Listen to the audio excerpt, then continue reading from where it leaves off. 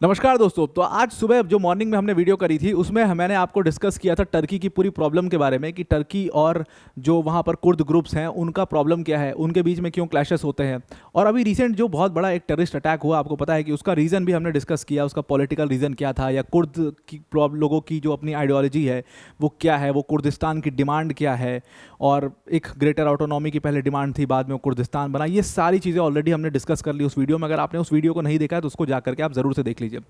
वहीं पर मैंने एक बहुत इंपॉर्टेंट चीज़ आपसे डिस्कस करी थी जब मैं कुर्द लोगों के बारे में बता रहा था कि ये लोग सिर्फ टर्की में नहीं हैं, बल्कि आज की डेट में इन्होंने बहुत ज़्यादा इंटरनेशनल सपोर्ट गैदर कर लिया है। जब मैं इंटरनेशनल सपोर्ट की बात कर रहा हूँ तो big players like US and Russia and all, मतलब अपने हिसाब से, अपने जियोपॉलिटिकल ज़रूरत के हिसाब से वो लोग हमेशा कुर्दिश लोगों को सपोर्ट करते रहे हैं या उनके ग्रुप्स को सपोर्ट करते रहे हैं। और क्योंकि उनके पास बहुत ज़्यादा इंटरनेशनल सपोर्ट है आज की डेट में, तो वो इराक में भी काफ़ी स्ट्रॉन्ग होल्ड रखते हैं, सीरिया में तो सबसे ज़्यादा स्ट्रॉन्ग है, और लगभग नॉर्दर्न सीरिया का most of the area Kurd लोग आज की डेट में होल्ड करते हैं। तो इसलिए कहा जाता है कि सीरिया, इराक और टर्की तीनों जगहों को मिला करके जो ये कुर्द ग्रुप्स हैं ये आज की डेट में बहुत ज़्यादा स्ट्रांग हो चुके हैं और टर्की के लिए एक सरदर्द बन चुके हैं। और इसीलिए शायद अर्दोआन की कोशिश ये है कि इनको अपने में मिला लो और इनके साथ मिल करके काम कर लो, बिकॉज इनसे मतलब पंगे लेके काम करोगे तो आप हमेशा परेशान रहोगे। ये बात अर्दोआन की समझ में आ चुकी है। अर्दोआन जो कि टर्की के प्रेसिडेंट है, उनकी समझ में आ चुकी है। इसी वजह से उन्होंने हाथ बढ़ाया था मिलाने का। लेकिन ये जो टेररिस्ट अटैक हुआ है वो एक्चुअल में इसी वजह से हुआ है क्योंकि उन लोगों ने कहा कि भाई हमें हाथ नहीं मिलाना है और हम अपना कुर्दिस्तान की ही डिमांड हम मानेंगे।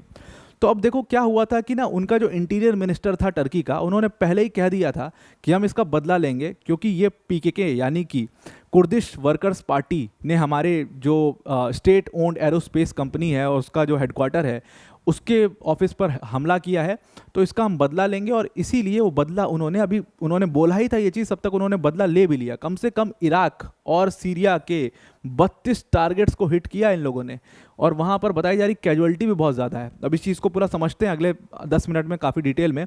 उससे पहले एक छोटी सी अनाउंसमेंट है अनअकैडमी टीम की तरफ से। देखो, दिवाली जो है वो अब 31 अक्टूबर 31 को हमारी दिवाली आने वाली है, तो हैप्पी दिवाली इन एडवांस। तो दिवाली के उपलक्ष्य में अनअकैडमी आपके लिए एक बहुत बड़ा ऑफर लेकर के आया है। आपके लिए समझ लो, आपको इस ऑफर में आपके पास खोने के लिए कुछ नहीं और पाने के लिए बहुत कुछ है। मतलब आपको सिंपली कुछ भी नहीं करना है। डिस्क्रिप्शन में लिंक दी है, उस लिंक पर जाना है और आप साइन अप या लॉगिन कर लो। साइन अप और लॉगिन जैसे ही आप करोगे तो वहाँ पर आपको एक ऐसी व्हील मिलेगी, और ये व्हील जो है ना, इसको आपको स्पिन करना है। अब अगर आप व्हील को स्पिन करते हो तो आप कुछ ना कुछ तो 100% इसमें जीतोगे ही। या तो आप आईफोन जीत जाओगे, या आपको मैकबुक मिल सकता है, या आपको एक्सबॉक्स मिल सकता है, या आपको मतलब अनअकैडमी की टी शर्ट या हुडी मिल सकती है, या उसके साथ में आपको अनअकैडमी का शायद सब्सक्रिप्शन फ्री ऑफ कॉस्ट मिल जाए। मतलब ऐसी तमाम चीज़ें यहाँ पर हैं, जैसे तमाम गिफ्ट्स हैं, स्मार्ट वॉच है, ऐसी तमाम गिफ्ट्स हैं जो आपको मिलेंगे। और ऐसा भी, इसकी भी श्योरिटी है कि अगर आप इस व्हील को स्पिन करते हो तो कुछ ना कुछ तो आप 100% जीतोगे ही। इसीलिए मैंने आपको कहा कि खोने के लिए कुछ नहीं है। मतलब अगर आप वक्त लगा करके यहाँ पर जा रहे हो तो आप कुछ वहाँ से जीत कर ही वापस आओगे। तो खोने के लिए कुछ नहीं और पाने के लिए ही सब कुछ है यहाँ पर आपके पास। तो इस व्हील को स्पिन करने में कुछ नहीं जाता, आप इसको जाइए, और दिवाली का ये ऑफर है अनअकैडमी की तरफ से, इसको जा करके आप इस व्हील को स्पिन करिए। इसकी डिस्क्रिप्शन में हमने लिंक दे दी है। और एक चीज़ ध्यान में रखिएगा कि 1%, अगर आप एक आईडी से लॉगिन कर रहे हो, एक आईडी से साइन अप कर रहे हो, तो 1% जो है वो एक ही बार इस व्हील को स्पिन कर पाएगा। ऐसा नहीं है कि आपने कैटेगरी चेंज कर करके कई बार इस व्हील को स्पिन कर लिया। मतलब आप जेई कैटेगरी में चले गए, वहाँ पर भी स्पिन कर लिया, नीट में चले गए, वहाँ पर भी स्पिन कर लिया, तो ये इसका नुकसान हो जाएगा आपको। मान लो आपको सब्सक्रिप्शन फ्री मिलता है और आप यूपीएससी के नहीं हो, और आप यूपीएससी के हो, और आपने जेई कैटेगरी चूज़ करके वहाँ पर व्हील स्पिन कर दिया, तो वो शायद आपको जेई का कोर्स मिल जाएगा वहाँ पर, यहाँ पर आपको शायद यूपीएससी का मिलता, जो आपके लिए फ़ायदेमंद भी होता। तो ये सारी चीज़ें हैं, इसको ध्यान में रखना कि 1% एक ही बार स्पिन कर सकता है। तो make this one attempt your best attempt, और जा करके इस व्हील को स्पिन करके आप कुछ एक्साइटिंग रिवॉर्ड जीतने का आपके पास मौका है। इसकी लिंक हमने डिस्क्रिप्शन में डाल दी है। अब अपने टॉपिक पर हम वापस आते हैं, इसके बारे में मैं लास्ट में एक बार और आपको समझा दूंगा। तो यहाँ पर देखो क्या हुआ है कि टर्की ने अब फाइनली इराक और सीरिया के अंदर जो कुर्दिश टारगेट थे, जो 32 कुर्दिश टारगेट से वहाँ पर अटैक किया गया है। और बताया जा रहा है कि कैजुअलिटीज़ जो है वो इमेंस हैं, बहुत ज़्यादा कैजुअलिटी हो सकती हैं इसमें। क्योंकि अभी क्या किया था इसके पहले इसी ग्रुप ने, यानी कि कुर्दिश वर्कर्स पार्टी यानी कि पीकेके ने अटैक किया था जो टर्की की स्टेट ओन्ड एरोस्पेस और डिफेंस कंपनी है उसके हेडक्वार्टर पर, और उसमें 5 लोग मारे गए थे। वो 5 लोग अब बढ़ करके 7 लोग हो चुके हैं। तो उसका बदला लेते हुए इन्होंने भी इराक और सीरिया के ऊपर हमला कर दिया।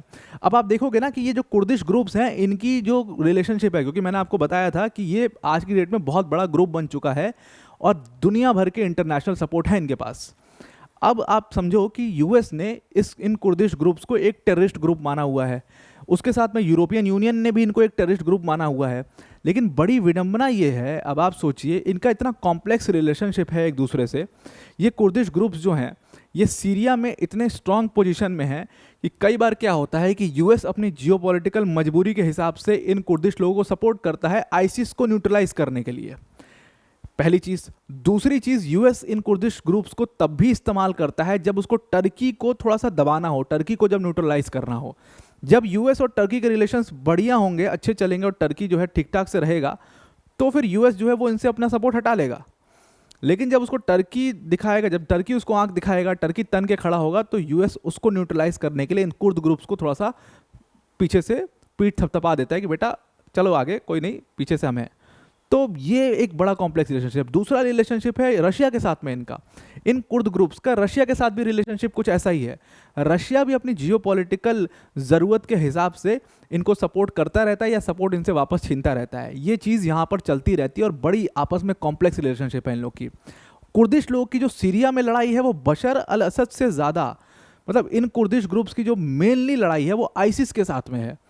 इनकी जितनी टेरिटरी है उसको सबसे ज़्यादा जो खतरा रहता है वो आईसिस से खतरा रहता है, और इस वजह से ये कुर्दिश ग्रुप जो हैं वो लगातार आईसिस से ही लड़ाई में रहते हैं, और उसके लिए वो रशिया से भी सपोर्ट लेते हैं और यूएस से भी सपोर्ट लेते हैं। देखो आईसिस जो है ना वो सीरिया में सबका दुश्मन है, इराक में भी वो सबका दुश्मन है। मतलब एक तरफ सीरिया, 3-4 फ्रंट्स हैं वहाँ पर, तो सीरिया जो है वो अपने फ्रंट में अकेला है, वो सबसे मिल के लड़ रहा है। वो यूएस से भी लड़ रहा है, वो वहाँ की गवर्नमेंट से, रिजीम से भी लड़ रहा है, वो इनसे कुर्द ग्रुप से भी लड़ रहा है, वो सबसे लड़ रहा है। तो आईसिस जो है वो एक कॉमन दुश्मन है सबका। तो इस वजह से उसको न्यूट्रलाइज करने के लिए, आईसिस है भी बहुत स्ट्रॉन्ग सीरिया में क्योंकि वहीं से इन लोगों की शुरुआत हुई है, तो इस वजह से उनको न्यूट्रलाइज करने के लिए कई बार ये कुर्दिश ग्रुप्स जो हैं जिनको यूएस टेररिस्ट मानता है वो उसकी हेल्प भी कर देता है। और यूएस का तो खैर ये आदत रही है। आप देखिए कि ईरान को ही सपोर्ट कर दिया था, ईरान से सबसे ज़्यादा दुश्मनी यूएस की, और जब ईरान और इराक वॉर हो रहा है तो ईरान को ही सपोर्ट कर दिया, ईरान को ही हथियार भेज दिए यूएस ने। तो ये खैर उनकी आदत रही है, कोई बहुत बड़ी, बहुत चौंकने वाली बात तो इसमें है नहीं। और वही सेम आदत रशिया के साथ भी रही है। तो अभी रिसेंटली क्या हुआ है कि आपको पता है ब्रिक्स समिट चल रहा है, और उसी ब्रिक्स समिट में टर्की के जो प्रेसिडेंट हैं अर्दोआन, वो भी वहाँ पर पहुँचे हुए हैं, रशिया के प्रेसिडेंट व्लादिमीर पुतिन भी उसमें खड़े हैं, सब लोग वहाँ पर मौजूद हुए हैं। और एक तो फोटो बहुत वायरल हुई जहाँ पर पुतिन ने ब्रिक्स की करेंसी अपने हाथ में पकड़ी हुई है, और वो बाकायदे वो कैमरे में दिखा रहे हैं वो करेंसी को। तो मतलब कि ब्रिक्स की करेंसी के ऊपर काम जो है वो ज़ोरों शोरों से चल रहा है। तो यहाँ पर ये सारी चीज़ें चल रही थी। तो उसी में तब तक ये टेररिस्ट अटैक होता है, पीकेके टेररिस्ट अटैक करता है। तो अर्दोआन वहीं बैठे बैठे बोलते हैं कि देखो हम बहुत इस अटैक को कंडेम करते हैं और ये गलत किया गया और इसका बदला लिया जाएगा। और तभी अर्दोआन के जो इंटीरियर मिनिस्टर थे वो तो ही वॉज ऑन फायर, उनके defence minister they were on fire. उन्होंने कहा इसका बदला लेंगे और बहुत बड़ा बदला लेंगे, और चंद घंटों में ये सब हुआ। उसके चंद घंटों बाद इन्होंने 32 टारगेट्स इराक और सीरिया में उसके ऊपर उन्होंने अटैक कर दिया। अब बताया जा रहा है कि जिन लोगों ने, जो ग्रुप ऑफ टेररिस्ट जिन्होंने ये अटैक किया था, जो टेररिस्ट अटैक टर्की के स्टेट ओन्ड एरोस्पेस कंपनी के हेडक्वार्टर पर, उन्होंने पकड़े जाने या सरेंडर करने से ज़्यादा बेहतर ये समझा कि खुद को ख़त्म कर लिया जाए, खुद को मार लिया जाए, और उन्होंने सुसाइड बॉम्बिंग का इस्तेमाल किया और खुद को उड़ा लिया, पूरे शरीर को ही उड़ा लिया, सारे जो सबूत थे सबको उड़ा दिया वहाँ पर। और उसी के जस्ट थोड़ा सा और आगे जा कर के कुछ टेररिस्ट और थे, और वहाँ पर उन टेररिस्ट ने एक हॉस्टेज सिचुएशन कर लिया बाहर निकलने के लिए, कि कुछ हॉस्टेजेस को बंदी बना लिया और डिमांड कर रहे थे कि हमारा यहाँ से इवैक्यूएशन कराओ, तो हम यहाँ से बाहर निकल के भागना चाहते हैं दूसरी कंट्री में। हालांकि अथॉरिटीज़ ने उनको शॉट डाउन कर लिया और सारे हॉस्टेजेस को छुड़ा लिया।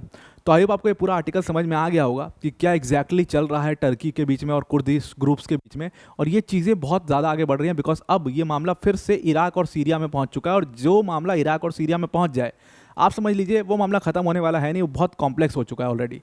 तो आई होप आपको ये पूरा आर्टिकल समझ में आ गया होगा। वीडियो को एंड करने से पहले एक बार और मैं अनाउंसमेंट बता देता हूँ कि हमने एक नया ऑफर लॉन्च किया है, स्पिन द व्हील का ऑफर। इस ऑफर को आप, इसकी डिस्क्रिप्शन में लिंक दी हुई है, अगर आप इस व्हील को स्पिन करते हो तो आप 100% है कि कुछ ना कुछ इसमें से ज़रूर जीतोगे, या तो आईफोन, मैकबुक, या आप इसमें सब्सक्रिप्शन जीत सकते हो अनअकैडमी का, या आप इसमें स्मार्ट वॉच जीत सकते हो। कुछ ना कुछ तो 100% आप जीतोगे। ज़रूर से आप जाइए, लिंक डिस्क्रिप्शन में दी है, उस पर जाकर के इस व्हील को स्पिन करिए। आई होप आपको पूरा आर्टिकल समझ में आ गया होगा। आज के लिए इतना ही। Thank you and have a nice day.